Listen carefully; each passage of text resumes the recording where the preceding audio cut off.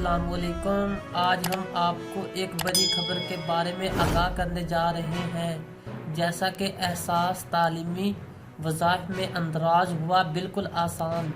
एहसास कफ़ालत से मुस्तफ़ीद होने वाली तमाम मुस्तहिक़ ख़वातीन अब बआसानी घर बैठे प्राइमरी से 12वीं जमात तक के बच्चे और बच्चियों को एहसास तालीमी वज़ाइफ ऐप के ज़रिए रजिस्टर करवा सकते हैं और इस ऐप का लिंक मैंने नीचे डिस्क्रिप्शन में दे दिया है।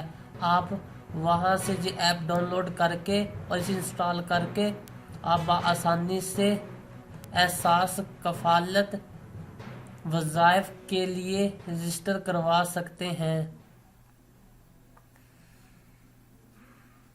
अगर आप चाहते हैं कि आपको हुकूमत पाकिस्तान की तरफ से गवर्नमेंट टीचर्स, गवर्नमेंट मुलाजमीन और स्टूडेंट्स के बारे में रोज़ाना की नई नई पॉलिसियाँ और अपडेट्स इंफॉर्मेशन और पाकिस्तान के मौजूदा हालात के बारे में आप तक इंफॉर्मेशन पहुंच सके, तो आप हमारे चैनल को सब्सक्राइब कर दें ताकि गवर्नमेंट ऑफ पाकिस्तान की तरफ से आने वाला हर नोटिफिकेशन आप तक सबसे पहले पहुंच सके।